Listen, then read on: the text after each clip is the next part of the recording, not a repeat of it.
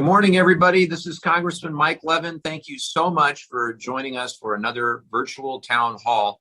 We've got a great guest that we'll get to in just a minute, and you've already written in with so many excellent questions. We're going to get to as many of them as we can. And if all goes well, we'll look forward to being back in person for another town hall next month, in the month of March.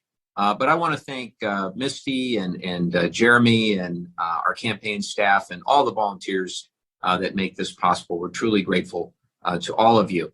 I wanted to just share some brief news before we get into the Q&A and introduce our guest. We got some excellent news yesterday on the economy when the jobs report for January was released. Now, I like not to read too much into any 1 month of jobs report. However, yesterday was really something. Our economy created 467,000 jobs last month, which really speaks to the resilience of the American people in the face of the Omicron variant. And, not only January, but because of revisions upwards to the jobs numbers in earlier months, the actual number of jobs created in 2021 was 6.6 million jobs. So 6.6 million jobs in President Biden's first year in office, which actually, as the president laid out yesterday from the White House, was the single largest 12 months of job creation in the history of the nation.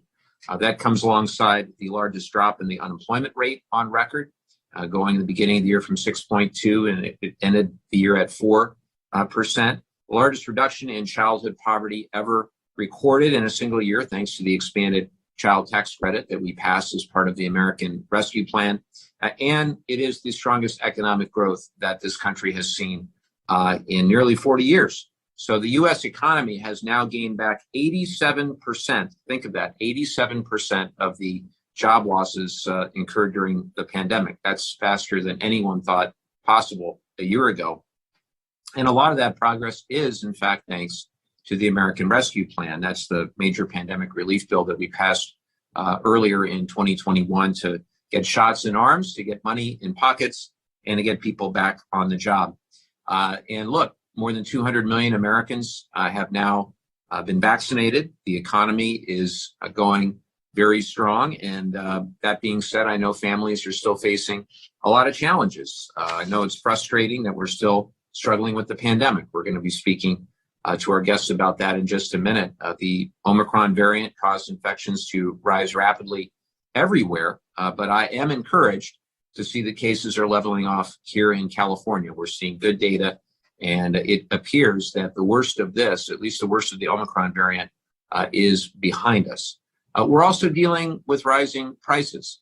I see the numbers just like you. I saw that wages were up 5.7% year over year in January. Inflation has slightly exceeded that, and that's a concern. Concern to see the price for groceries, the price for gasoline.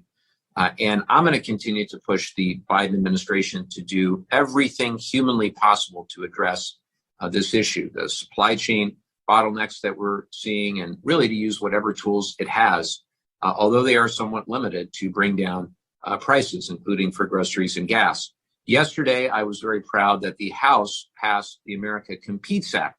That's legislation that is directly designed to fix our supply chains and to improve our economic competitiveness with China. It also will help us make more critical products here in America. It's designed to turbocharge American scientific and technological leadership. And I'm really, really happy that that bill passed. Of course, we had a bill in the Senate as well that passed a few months back. And now we need to reconcile the two. And we'll need to get a bill that we can all be proud of to the president's desk for his signature. Importantly, 1/3, roughly, we were being briefed the other day by Secretary Gina Raimondo, Secretary of Commerce, and she said to us that 1/3 of the inflation issues are specifically related to cars and microchips that go in cars, and what the global competition in the America Competes Act, and specifically standing up to domestic manufacturing of microchips and semiconductors, what that will do is help to address that gap. So we're not dependent on countries like China. And we need to invest in domestic research, domestic development of these technologies. And we need to do all we can to ensure that America leads the way when it comes to these technologies of the future. I was also glad to see that an amendment that I offered made it into the bill, bipartisan legislation that had passed earlier to promote renewable energy on our public lands in an environmentally responsible way. We'd introduced that legislation in the prior two Congresses, in the 117th and the 116th before it, and we were able to get that bill as part of the America Competes Act as an amendment. So we're hopeful that will remain in the final package. I think that it is critical that we're expanding renewable energy development, not just to fight climate change, although that's incredibly important as well, and to reduce our greenhouse gas emissions, but also we need to enable the United States to be a global leader in the clean energy industry. And that's the desire of seeing more renewable energy development throughout the United States. We also know that in addition to what we did yesterday, the bipartisan infrastructure law will go a long way towards addressing supply chain issues by upgrading our roads, our bridges, our ports, and much more. And it's also going to help us address the coastal erosion that we're facing in our region. I was very excited to announce last month that we secured $30.5 million in the bipartisan infrastructure law for the Encinitas Solana Beach Coastal Storm Damage Reduction Project, and an additional $1.8 million for the Oceanside Special Shoreline Study. This funding will help us go a long way. For Encinitas and Solana Beach, it'll place more than 1 million cubic yards of sand along our beaches, and that'll reduce erosion of coastal bluffs, improve public safety, and expand all of the recreational benefits that come with larger sandy beaches. And the Oceanside funding, that's long delayed funding, that'll similarly advance efforts to restore local beaches that have been negatively affected by the construction of Camp Pendleton Harbor. So these projects, these are decades overdue, and we're going to do everything we can to continue the progress that we've made in the last 3 years, really ramping up that relationship with the Army Corps of Engineers and delivering for our district through the bipartisan infrastructure law. Other things that I'll mention to you, I'm still fighting as hard as I can for climate action as envisioned in the Build Back Better Act. I led a letter with my House colleagues sent to President Biden, calling on him to ensure that clean energy and climate investments remain a central part of any comprehensive legislative package. And I think we're already seeing the consequences of climate change, and we need to act now to protect our planet for future generations. And it's the right thing to do economically, and as I mentioned before, from a perspective of global competitiveness. Shifting gears for a moment, I wanted to briefly highlight some comments that President Biden made this week about crime and about policing. And I think it's important to provide this quote as we all work to address crime and improve policing. The president made an important point. He said to police officers in New York, and I quote, "The answer is not to defund the police. It's to give you, meaning law enforcement, the tools, the training, the funding to be partners, to be protectors. The community needs you." I wholeheartedly agree with that. I've had many excellent meetings in recent days and weeks with our law enforcement community, and I certainly support giving them more resources to keep our community safe and to help earn the trust of the communities that they serve. And finally, before I take your questions, I want to quickly touch on a couple of international developments. First, I want to commend President Biden and the members of our military who successfully eliminated the leader of ISIS this week, Haji Abdullah. Our country and the world are clearly safer as a result.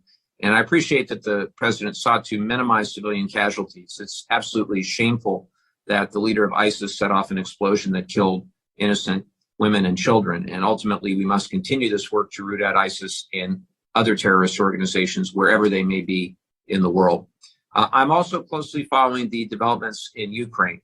We were just briefed a couple of days ago, and the classified briefings have demonstrated that we are right to be concerned about Russia's increasingly hostile actions in the region. And as with all international conflict, I believe a couple things. We have to exhaust all diplomatic channels that we can, but also that if we cannot, I trust that President Biden will follow the basic principle that we have to have global allies in the fight. And I'm going to continue to follow the situation very closely in Ukraine. With that, I'm excited to turn to our guest. Many of you that have been watching these virtual town halls over the last couple of years, I think we did the first one of these almost exactly 2 years ago. Richard Garfield has been there every step of the way. I think this is probably the 12th or 14th one of these that he's done for us. I'll briefly give your bio, Richard, without trying to embarrass you. It's incredibly impressive. Dr. Garfield is an infectious disease epidemiologist, educator, and healthcare innovator who seeks to understand the causes of disease and translate that understanding into impactful solutions. That work never more important, I would argue, than the last couple of years for you. He earned his PhD at Johns Hopkins University and MPH at San Diego State University. He served as an epidemic intelligence service officer and epidemiologist for 7 years at the Centers for Disease Control and Prevention before joining the UC San Diego School of Medicine faculty in 2005. Dr. Garfield's research focuses primarily on airborne and bloodborne infections often associated with health disparities and substance use, including tuberculosis, HIV, and viral hepatitis in the US and abroad. His research on digital adherence technology over the last decade informed CDC and WHO guidelines on the use of telehealth for remotely monitoring patients with tuberculosis. Such technology has relevance today for COVID-19 monitoring and patient support. And beyond all of that, he has been a tremendous source of excellent information throughout this pandemic. And we are so grateful to you, Richard. And I know you don't have a long introductory statement, but let me just say thank you for everything that you've done these last couple of years. And if it's okay with you, we'll jump right into some questions. Yeah, sounds good, Mike. And I'll just say thank you for the opportunity to be able to share information about public health with the people that attend the town halls. I think the more we can get the messages out, the more effective we'll be in controlling this pandemic. Well, we've made a lot of progress, and I'm very grateful to you for everything that you've done locally. We've got a bunch of questions, so we're going to get through as many of them as we can. The first is from Kathy in Solana Beach. This one is for me. She asks, how do you relate to those on the opposite side of the aisle who are oppositional and disagreeable? Perhaps you have some skills that could help us deal with those who have strong opposition to our views. Well, thank you for the question, Kathy. As many of you know, I have 2 young children, my wife and I, 9 and 7 years old. And I always try to approach not just my job, but my life with them in mind, thinking about how I would want them to treat others that they disagree with respect and kindness, and trying as much as we can when we disagree to do so without being disagreeable. My grandmother used to have a great expression that I had 2 ears and 1 mouth and I should use them accordingly. And I try to do that. I don't always succeed. But I think at the end of the day, it's trying to set a good example. I know that I'm only one of 435 members of the House of Representatives, but that also I hope I can work with those across the aisle to try to turn down the temperature a bit and to try to begin the hard process of getting back to listening to one another again.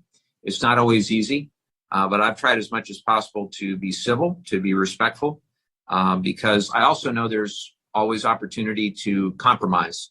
I'm really proud of the results. We've been able to pass literally dozens of bipartisan bills in my 3 years in the Congress. Many have been signed into law. If you come to my office, you'll see legislation, bipartisan legislation I've worked on, signed into law by President Trump, signed into law by President Biden. I'm proud of that.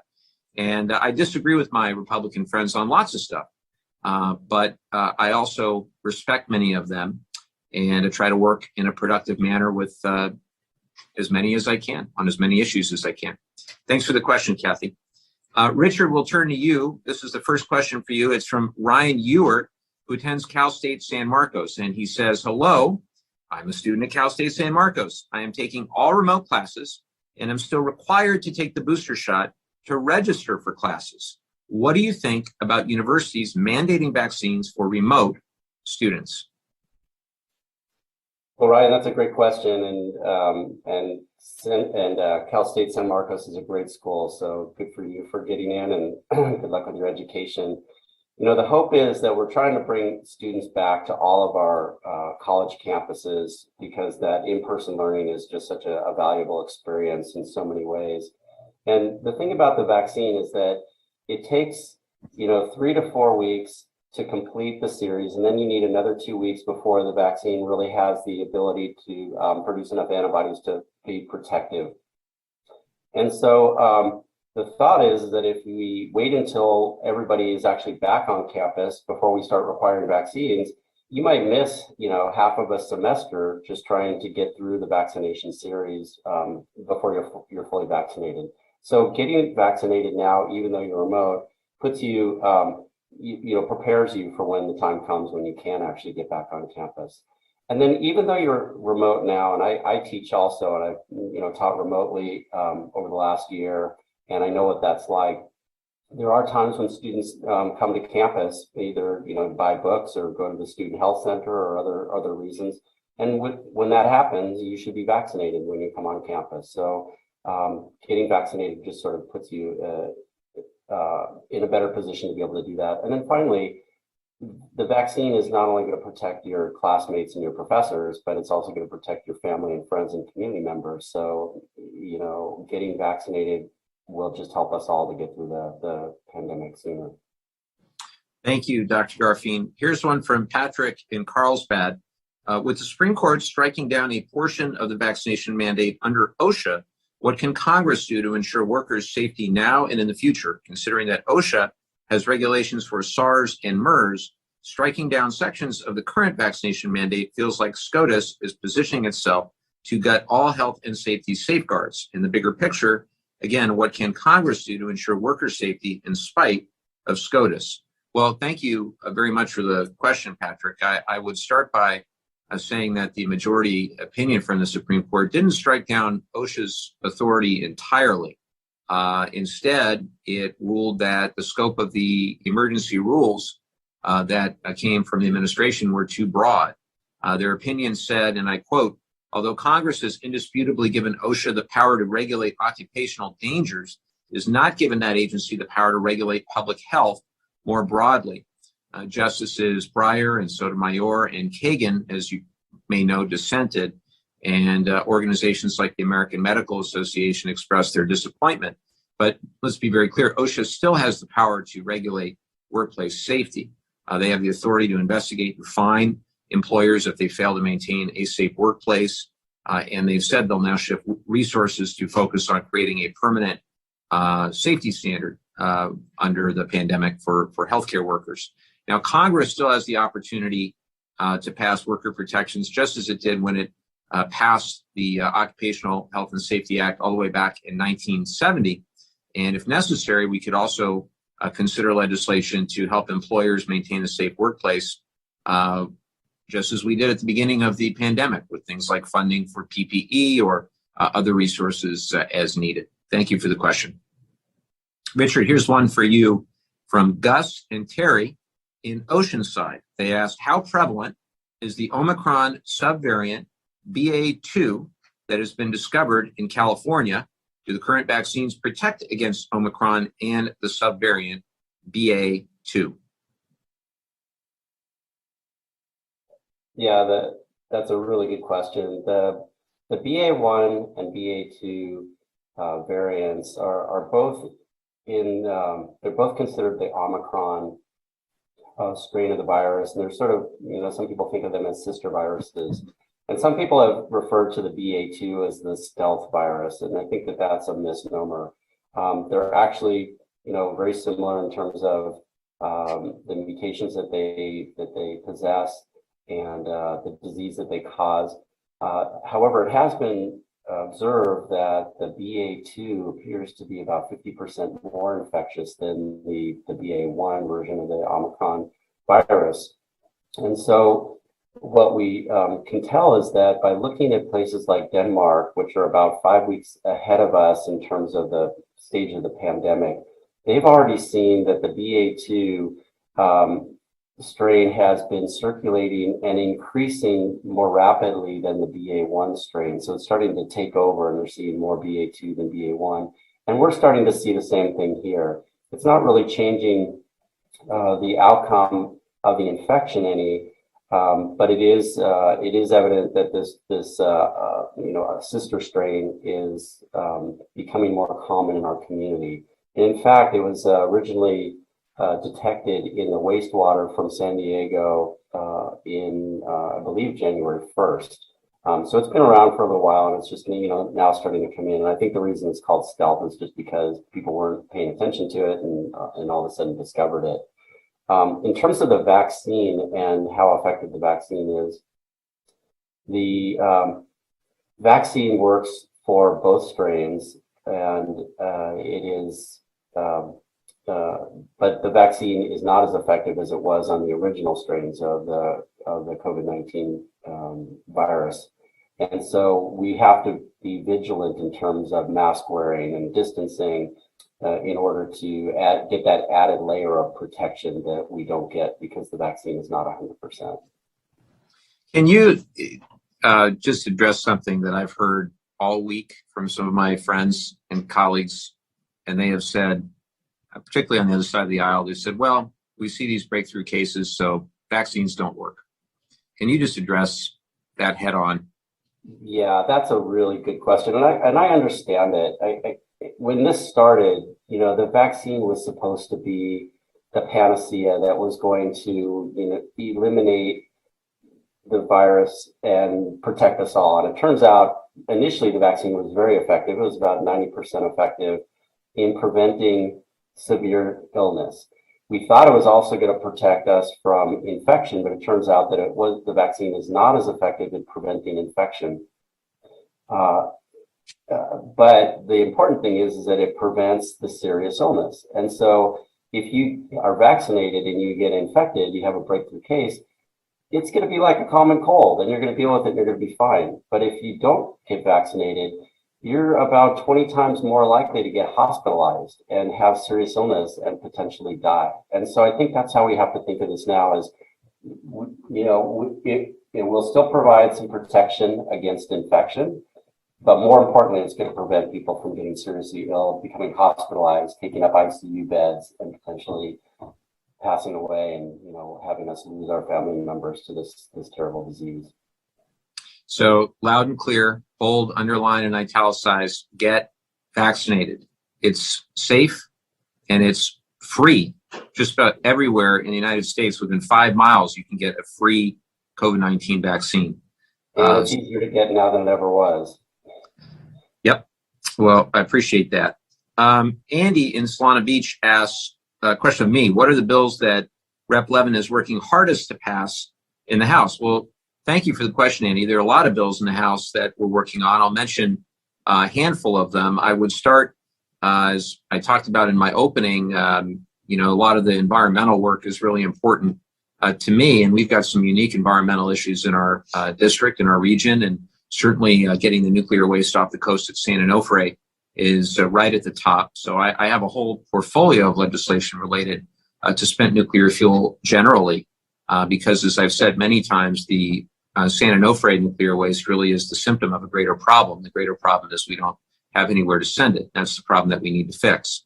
So one bill that I have is called the Spent Fuel Prioritization Act, and that says for all the nation's nuclear waste in about 34 states, there's about 80 sites that have spent nuclear fuel on site.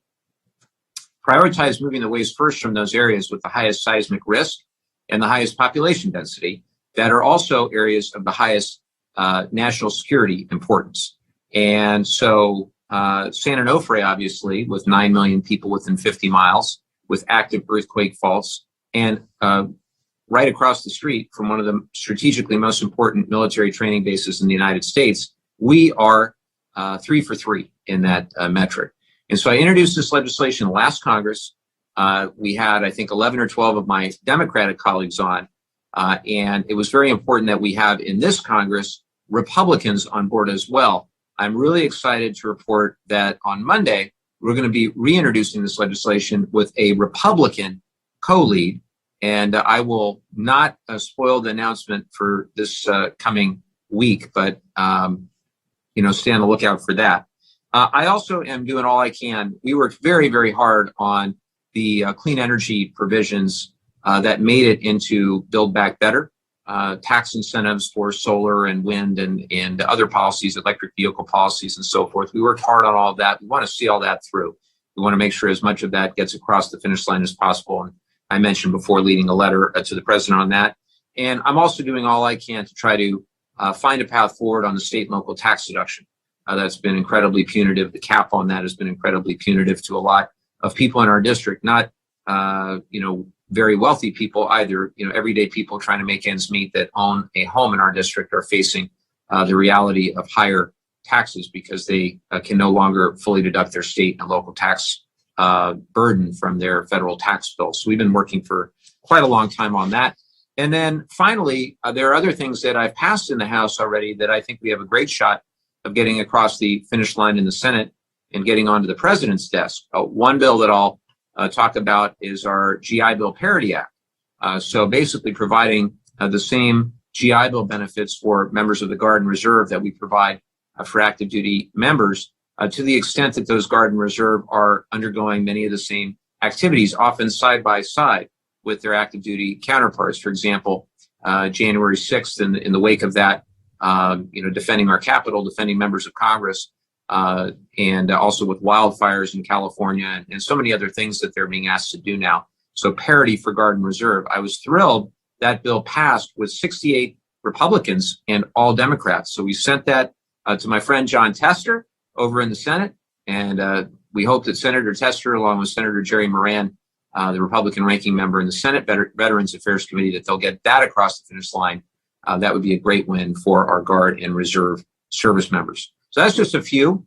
You can go to our website, MikeLevin.org. We've got all sorts of information on the things we're working on. And also, I always say that our output legislatively is only as good as our input. So if you have ideas or concerns or things that you think we should be doing, let us know. I have a fantastic team, and it always starts with constituents that request that we look at different ideas and pieces of legislation. So do not be shy. Here's one for you, Dr. Garfield. This is actually a great question. Lisa and Dana Point. How effective are KN95 masks compared to N95 masks? And I have been wearing the KN95 masks because, first of all, they're a lot more available, and second, they're more comfortable. But I'd love to get your thoughts on that. Well, I think you touched on some really important points there, Mike, for sure. I wear the KN95 myself because of the comfort, and I'll get into that in a second. So the KN95 and the N95 masks are both made with multiple layers of filtration, which is what we want. They work a lot better than the single layer masks. And if you can see the graphic there behind me, it shows different types of masks and the effectiveness of filtering out these small particles. And the KN95s and the N95s are definitely up there at the top. And things like the bandanas are way down at the bottom because they're just a single layer, and it's not the best material for filtering very small particles like viruses. But what's unique about the N95 and KN95 masks, and even some of the surgical masks, are that the fibers are actually made with an electrostatic charge to them, so that not only does the small particles get sort of stopped from passing through, but they actually get stuck to the material like a magnet.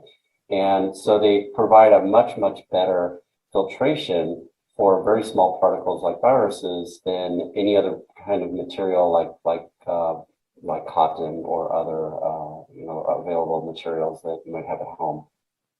So and if you're really into, like me, if you're into geeking out on this kind of stuff, Wired Magazine did a really nice story called The Physics of the N95 Face Mask that explains what I just talked about with that electrostatic characteristic of the material. So we do want to use these types of masks. They work really well. And the difference between the N95 and the KN95, the N95 has a little bit more, they're a little thicker, and so it takes a little bit more breath to breathe through them than the KN95 masks. But the other big feature is that on the KN95 masks, they have the two straps that go around your head, one on top and one on the bottom, whereas the KN95 mask just has the two loops that go around your ears.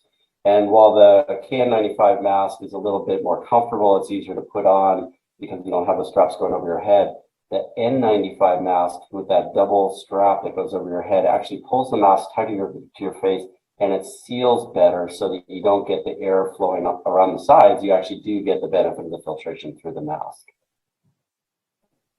Thank you so much for that, Dr. Garfield. Appreciate it.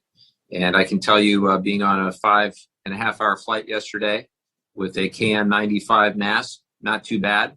But had I tried to wear an N95, wouldn't have been great. I tried that once, wouldn't have been great. But let's get to our next question from Neil and Kathy in Rancho Santa Fe, who asks asking about the fairness doctrine. In fact, I guess this is a repeat question. They say, I'd asked some weeks ago about Congressman Levin's thoughts about the fairness doctrine. He had replied in the context of the impact of social media. What can Congressman Levin do to help reset the moral compass of this country?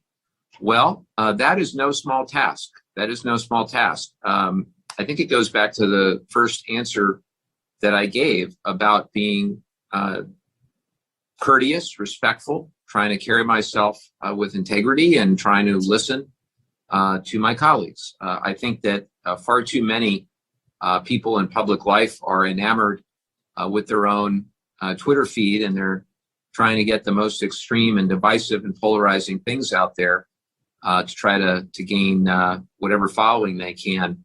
And I've just never felt that was the right thing to do. I think that social media has certainly exacerbated the problem. But I know that, obviously the more controversial, the more likely it is that it will get covered by whether it's cable news or the algorithms will then boost those more controversial and divisive and polarizing comments on social media platforms. So I do think there's a role for each of us, as I said at the outset, as members of Congress to play to try to turn the temperature down and try to reject the hyper partisan rhetoric from both sides of the aisle. Because I think at the end of the day, we're all Americans. We all care very deeply about this country. I care very deeply about our democracy and want to make sure I do everything I can to stand up for our democracy. And at the same time, take those measures that hopefully my children, someday as they look back and they know what I did or didn't do, they'll be proud that I did everything I could to just be a decent, ethical person. So I'll just say that. Robert in Oceanside has a related question. Given the existential importance of fair voting in our democracy, what is Rep. Levin doing to support it in national legislation? Well, Robert, let me tell you, it's deeply frustrating that the House of Representatives now has passed the John Lewis Voting Rights Advancement Act twice. We've passed the For the People Act, H.R. 1. We made it our very first legislative priority in the 116th Congress. We passed it again in the 117th Congress. And then most recently, we passed a bill that combined the Freedom to Vote Act and the John Lewis bill. The Freedom to Vote Act was the Senate's version of the For the People Act. So we've now passed all of that in the House multiple times. Meanwhile, the Senate has been unable to get over the archaic Jim Crow relic, as President Obama called it, the filibuster. And that's deeply, deeply disappointing. That being said, I am encouraged to read about efforts to deal with voter subversion. So there's voter suppression and voter subversion. And the voter subversion, things like the Electoral Count Act, things like interfering with election workers, things that happen after the votes are counted. I know that there is a bipartisan group of senators that are working on that. And I look forward to seeing the work product and hopefully having legislation that we can support in that regard in the House and get to the president's desk, knowing full well it's not enough. But make no mistake, while we did not get the Senate to carve out voting rights from the filibuster, we did make a big dent, and we have to just continue to work at it. My friend John Sarbanes in his district, he's led on this issue. Great representative from Maryland. He's led on this issue straight through, and he continues to be perennially optimistic about our opportunities to do more on this. I would just say that the concern that we all have is with two senators, Senator Manchin from West Virginia, Senator Sinema from Arizona, standing in the way of progress on Senate rules. The best thing we could do is elect a couple more senators, a couple more Democratic senators. So then you look at my great colleagues like Val Demings in Florida running against Marco Rubio, or Tim Ryan running in Ohio, what'll be an open seat in Ohio. You look at the need to reelect Mark Kelly in Arizona, or Reverend Warnock in Georgia, and the chance we have to maybe win additional seats above and beyond that. If we get to 52, if we go from 50 to 52, then the import of any one senator all of a sudden becomes far less pronounced. And the last thing I would say, I would just, given the recent illness of my dear friend Ben Ray Lujan, who I served with in the House, I just want to let him know and let everybody in New Mexico know that we're praying for Senator Lujan to make a speedy recovery. He's a dear friend, a great senator, and I look forward to seeing him very soon. So I will leave it there, and I will turn it back to you, Richard. Here's the next question. This is from Stephanie in Rancho Santa Fe. How available and effective are therapeutic drugs, and for whom are they prescribed in San Diego County? That's an important question, Stephanie. Thank you for asking. I know a lot of people are interested in this topic right now. My best advice right now is to check the websites for your county. If you're in Orange County, you can check the Orange County Health Department website. San Diego County Health Department has a very good website that describe each of these drugs, as well as what the availability is and which doctors are prescribing them. And I don't mean which doctors individually by name, but where these treatments are being made available and to the types of doctors that are getting them. So the treatments are effective, and they're very effective in preventing severe disease in people who are at high risk for developing severe disease. Luckily, the majority of us who become infected are going to have an illness that's typical of a common cold. And because of that, we should treat it as a common cold. It's a virus, and so we don't treat viruses with antibiotics. Antibiotics are for bacterium and other pathogens. Whereas with viruses, we treat them with everything that we can do to help to boost our immune systems and help our bodies to fight them. And so things that we could do to recover quickly from a viral infection are stay home and get your rest. Don't force yourself to go to the gym, and don't force yourself to go back to work and to school. Give your body a little bit of time to heal. Your body is trying to produce antibodies to fight off the virus, and we have to give it a chance. Other home remedies, if you have symptoms, upper respiratory symptoms, common over-the-counter medications that might make you feel more comfortable are perfectly safe and perfectly effective. So the idea is to try to give your body a chance to heal itself and do everything that you can to provide yourself that opportunity. So again, check the websites for San Diego County and Orange County Health Departments to get more information about those specific drugs. If you are somebody who is at high risk for developing severe disease and you become infected, talk to your doctor. You don't necessarily have to go into the clinic. It's usually fine just to call your doctor and get that advice.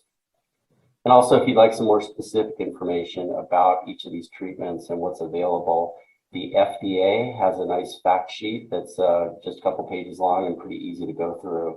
And you can look that up under the FDA's website, and you'd be looking up FDA, EUA, COVID treatments. Thank you, Dr. Garfield. Here's one from Ron in San Clemente, which I sort of just answered. What is the status of fixing the Electoral Count Act? Well, again, it's not a substitute. Fixing the Electoral Count Act is not a substitute for passing comprehensive voting rights legislation, but it's an important thing that we do. Yesterday we had former Vice President Mike Pence basically say, look, the former president was wrong in believing that the vice president alone could overturn the results of a free and fair election.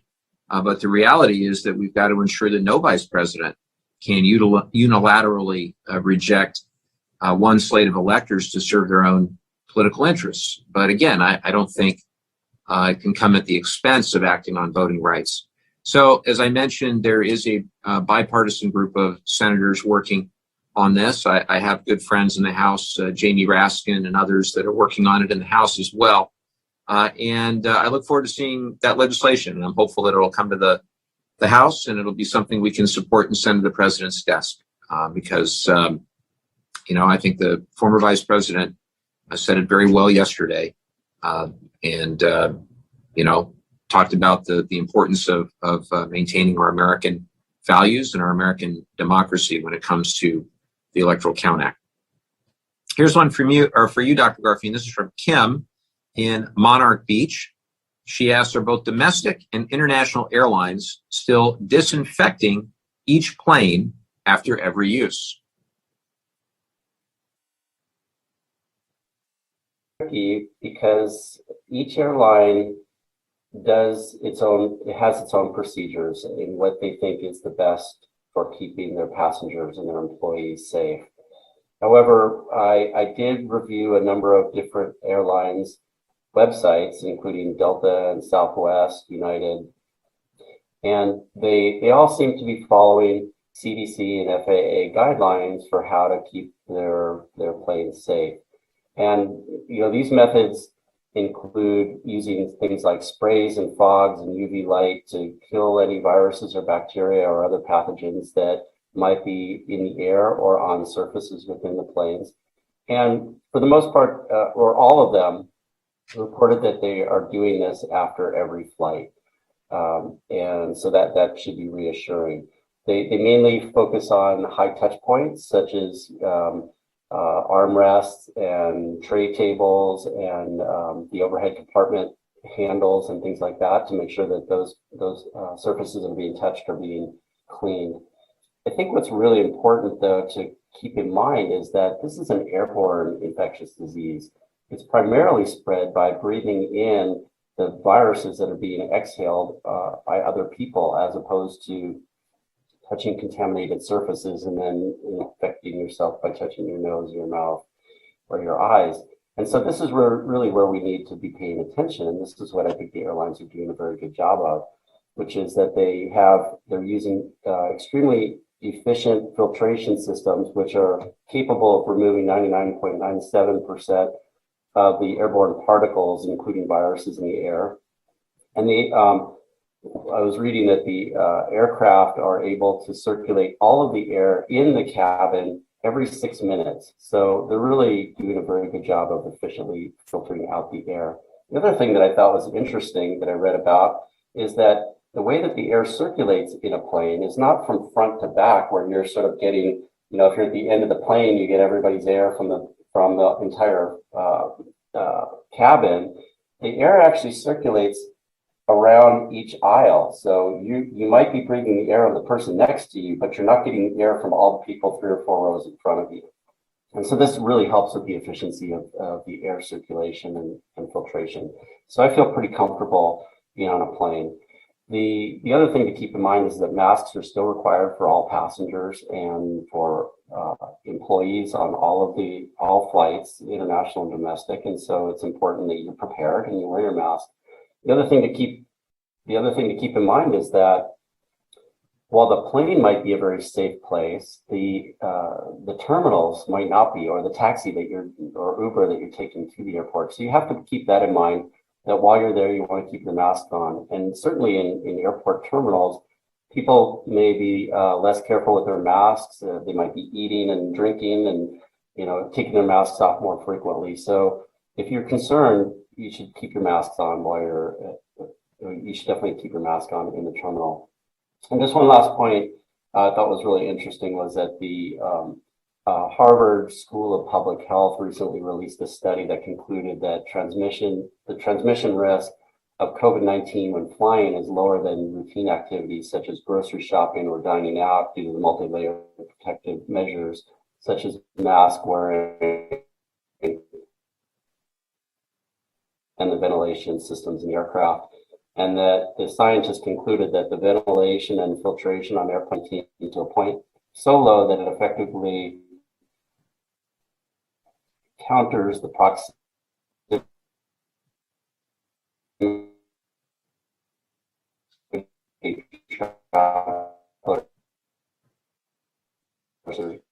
Richard, you're breaking up just a little bit, so hopefully your connection will improve. We'll go ahead and go to the next question.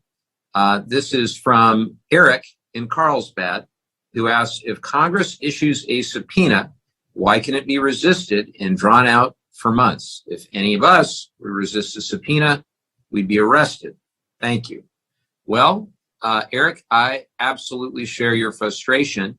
I can tell you there are three things that Congress can do, and this is straight from the Congressional Research Service, if someone doesn't comply with a congressional subpoena.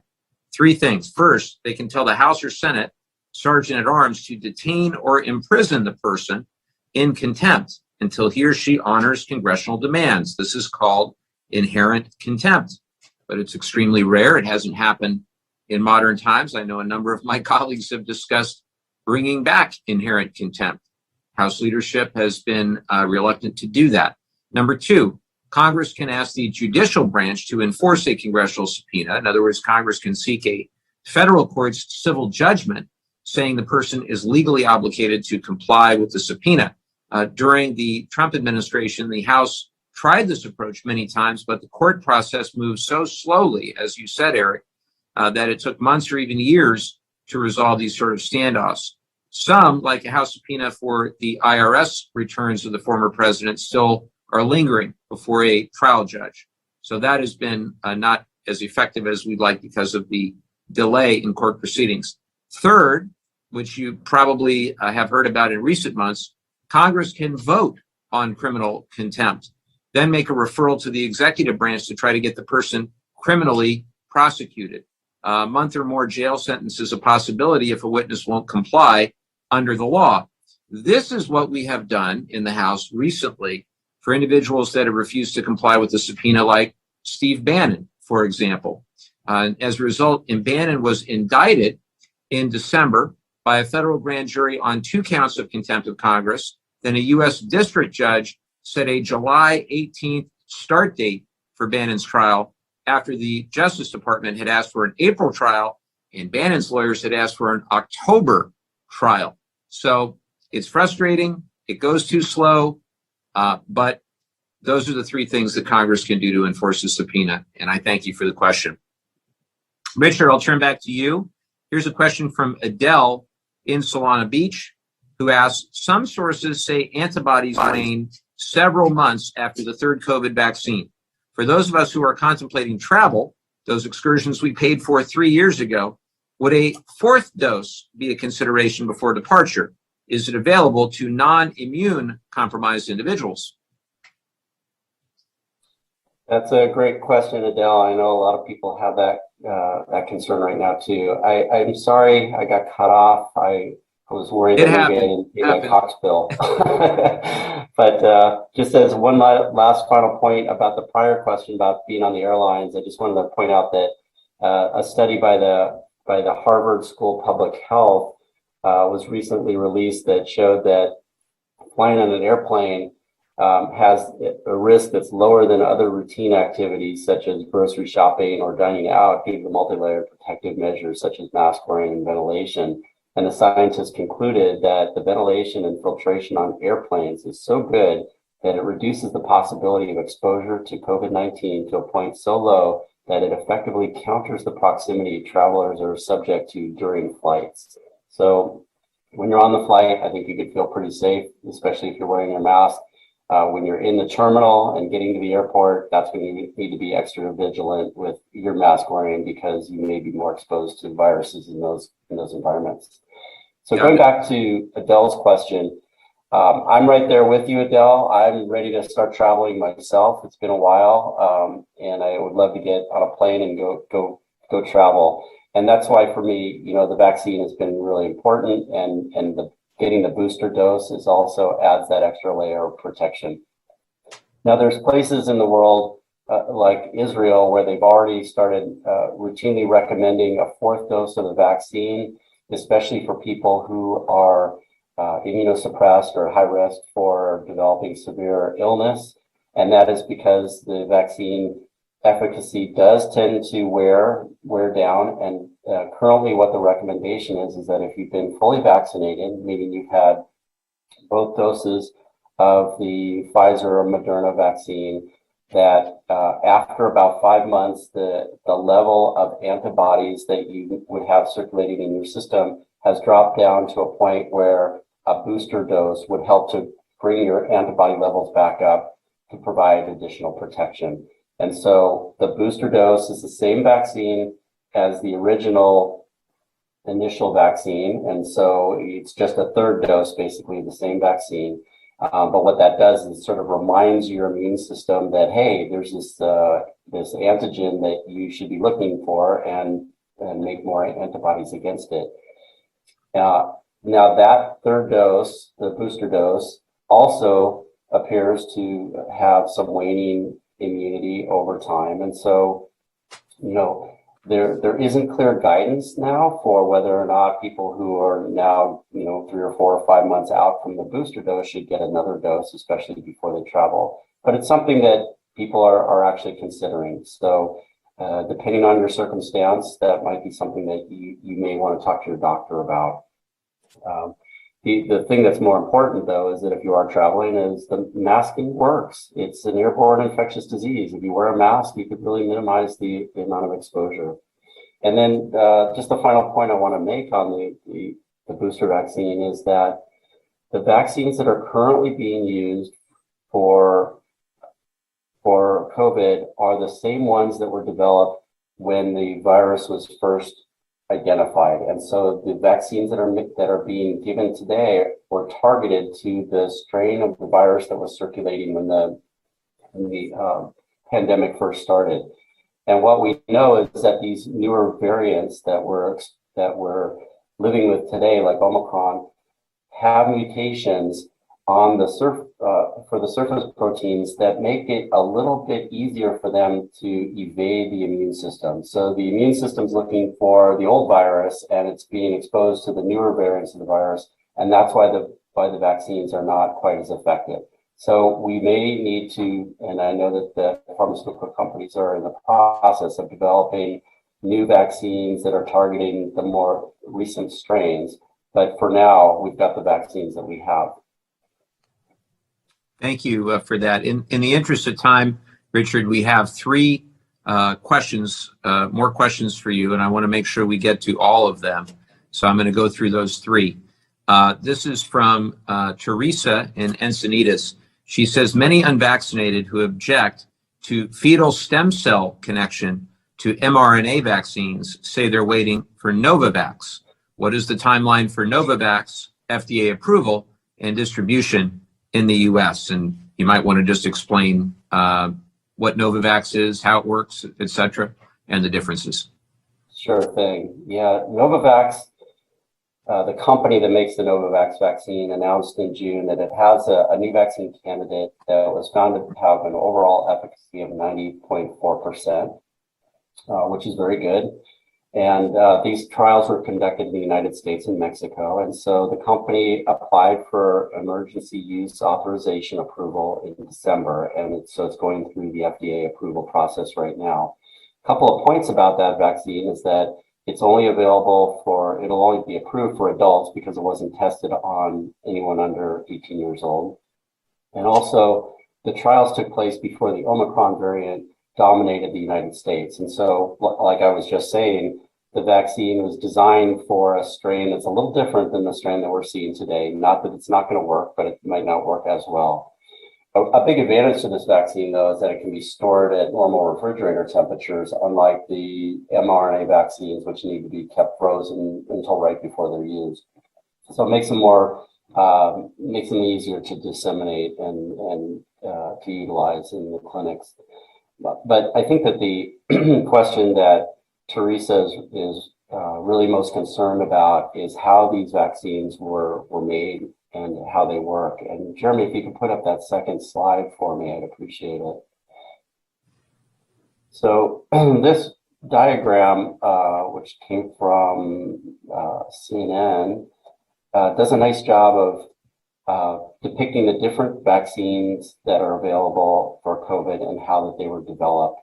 And so the mRNA vaccine is a vaccine where messenger RNA, which is the genetic material that tells the cell what proteins to make, and it produces proteins that look like the spike protein that's on the outside of the virus. The spike protein is the part of the virus that is what attaches to our human cells and allows the virus to infect the cell and cause illness. And so the mRNA vaccine is designed to produce antibodies against those spike proteins.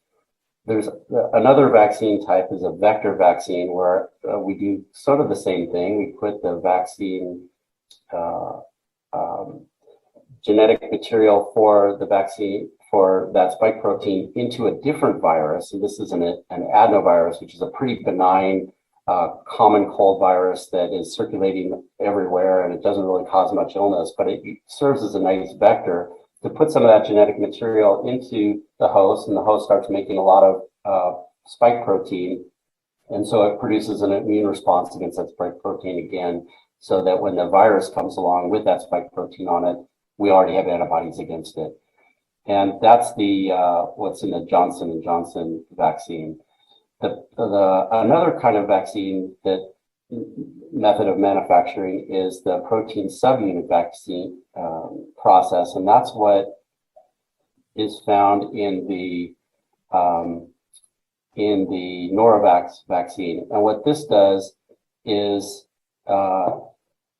it puts small amounts of protein. It produces a lot of this protein, and then we inject that into the system and into the host, and then our bodies produce a lot of antibodies against that protein, and that will protect us. And then finally, there's the whole killed vaccine, which are a little risky. What they are is you take the actual virus and you grow it up to a large quantity, and then you kill it with chemicals or UV light or things like that, and then you inject that into somebody, and then that will train the immune system to produce antibodies against those spike proteins. The problem with that is it takes a long time, because after you've made the vaccine, now you have to go through a big process of making sure that it's safe to inject that into people. So those are just a quick overview of the different types of vaccines and how they work. And I think that so going back to Teresa's concern about the use of stem cells, I read about this, and it turns out that the Moderna and the Pfizer vaccine, the two mRNA vaccines, were not actually produced with stem cells. So in the development and the design process, there were no stem cells used. However, after the vaccine was created, the pharmaceutical companies needed to do some testing on the vaccines to make sure that they actually worked the way that they were supposed to and that they were safe. And in that process, that's where some technology that was based on stem cells were used. And it turns out that that's actually true of the Novavax vaccine as well.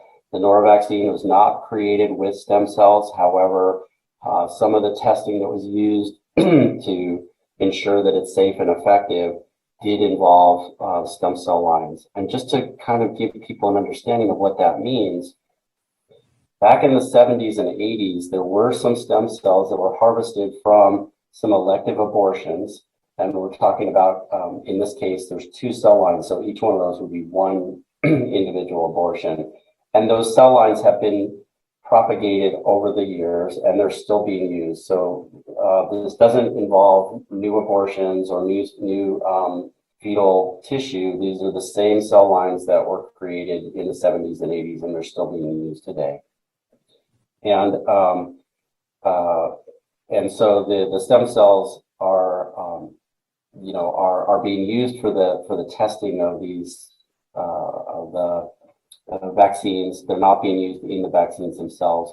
And I just want to make it clear that any vaccine that relies on these historic cell lines does not require nor solicit new abortions. These are historical cell lines that have been created.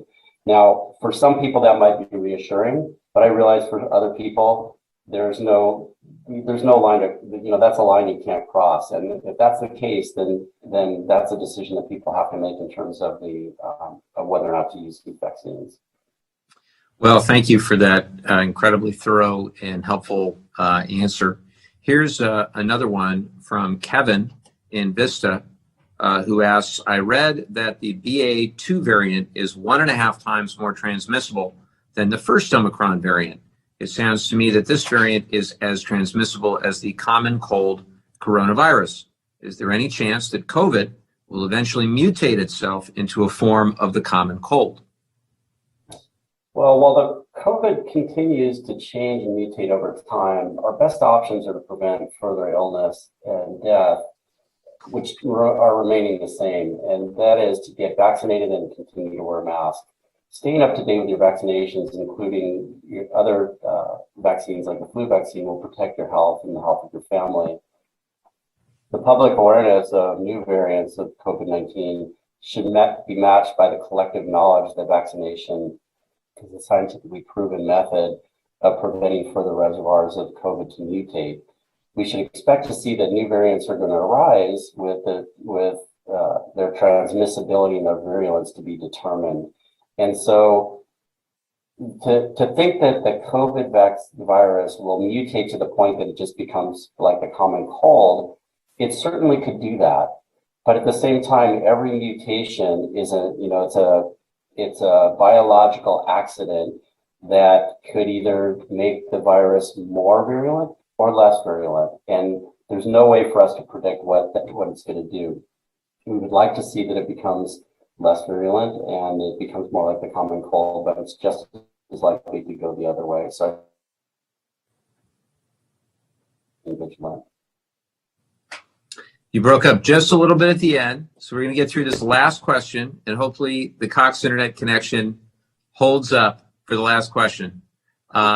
This is from Michelle in San Clemente. She asks, after nearly 2 years of being in a pandemic, I recently heard discussions of moving to the next phase of managing how to live with COVID.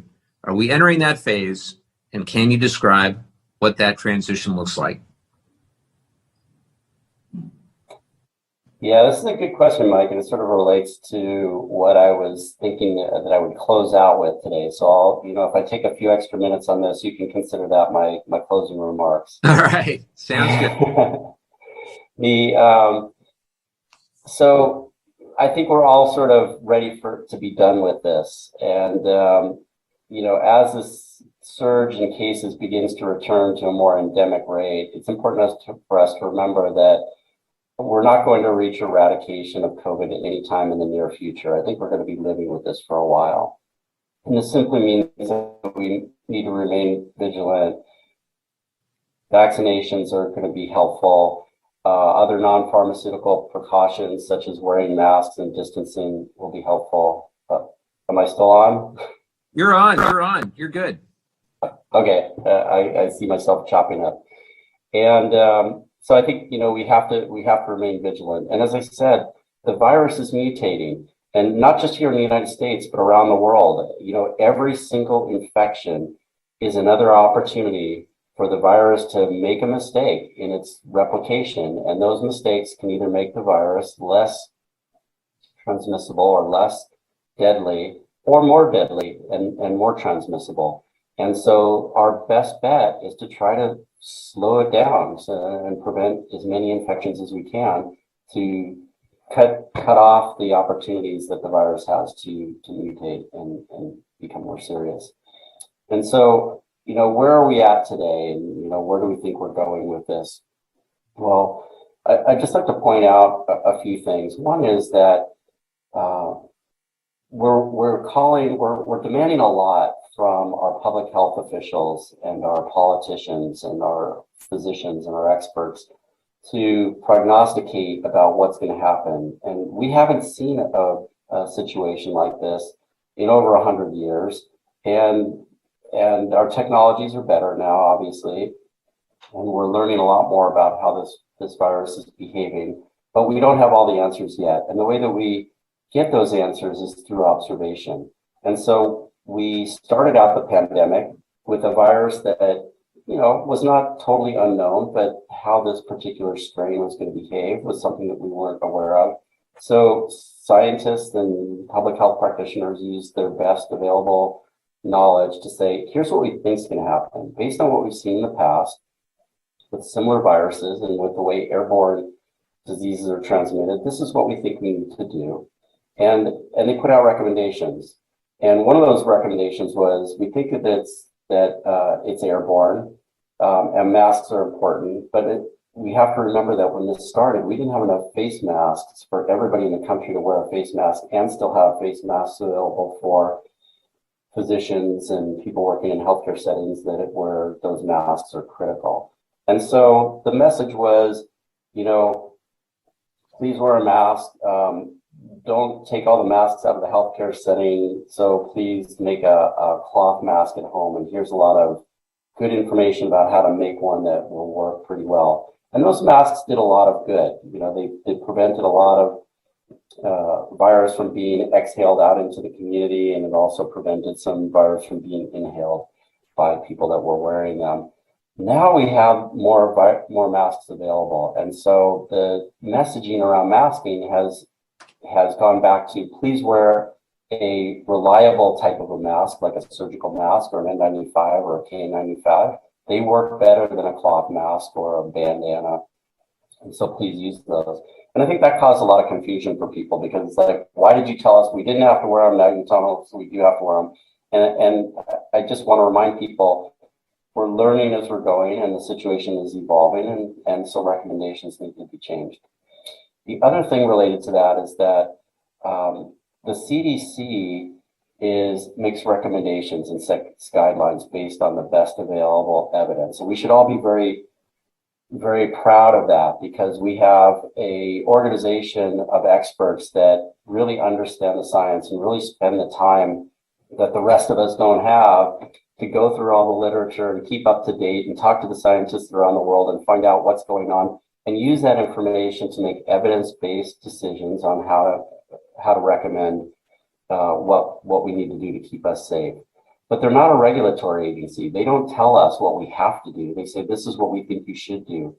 And then state and local health departments, which oftentimes do have more of a regulatory role in mandating things like vaccines and masking, et cetera, and stay-at-home orders, they use those recommendations from the CDC to set their own local guidelines, which are based on the local situation. In communities where the prevalence is really high, you might need more rigorous and stringent required rules and regulations, whereas in a community where there really isn't a lot of virus circulating, you could be more relaxed. And that's important, and that is common across all of government.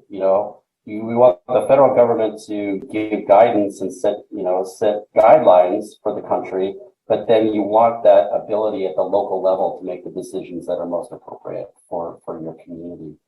And I think that the CDC does a good job of that, and I think our state and local health departments are also doing a good job of trying to translate that for us and put it into the context of our local communities. So in terms of where we go from here, I think what we need to do is recognize that I think we realize now that the coronavirus, for the most part, is going to be like a common cold. In some cases, it's going to be, you'll have no symptoms at all, which is great. And so we need to treat it as such, which is, if you're sick, don't give it to anybody else. Stay home. Give your body a little time to rest and heal and not infect anybody else. And get vaccinated, because it'll help to prevent the serious forms of the illness. So that'll keep people out of the hospitals and allow our hospitals to do what they need to do for all the other illnesses that we're faced with. And then think about your local situation. So the state and local health departments and the CDC are going to provide guidance for what's best for the population at large. But we may need to start to think about our own situations with our own families, our own communities, our own places of employment, and say, If I work in an office by myself and nobody's around and I end up going back to work after, 3 days instead of 5 days, maybe that's okay because that's right for my situation. But if I'm working in an environment where I might be around people who could get seriously ill if they became infected, I might want to be more rigorous about waiting the full 10 days before I go back to work. Even though I feel fine, I may be infectious and I don't want to infect other people. So I think we have to move into a more logical stage of the pandemic where we're really doing what's best to protect ourselves and our communities with the available information that we have. Well, thank you so much for that incredibly enlightening and helpful information. And I just want to thank you again, both you and our friend, Dr. LaCroix, for all your good work at UCSD and just for being there as a voice of science and just great information throughout this last 2 years, if you can believe it, Richard. 2 years ago, you and I sat in our old campaign office in Solana Beach for what was our first virtual town hall. And we've done, I think, 75 or so of them in the last couple of years. And I'm super proud to have worked with you on many of them and work with Dr. LaCroix on many of them as well. Thank you again to Jeremy for making the video conferencing capability and the live streaming capability all possible. Thanks to our great team, as I mentioned, Misty and Eric and Adam and everybody for participating. Thanks to our constituents for sending in great questions, as they always do. I want to encourage everybody to check out our revamped website, campaign website at mikelevin.org, where you can get all the information that you would need in order to volunteer, in order to donate. We rely on grassroots contributions. Very proud of the fact that our average contribution is around $50, and we don't take any corporate PAC contributions, so that's always welcome. And also, if you want to get involved, there's so many different things that you can do to get involved. Again, it's mikelevin.org. So until next time, thanks so much for joining us, and we'll see you soon.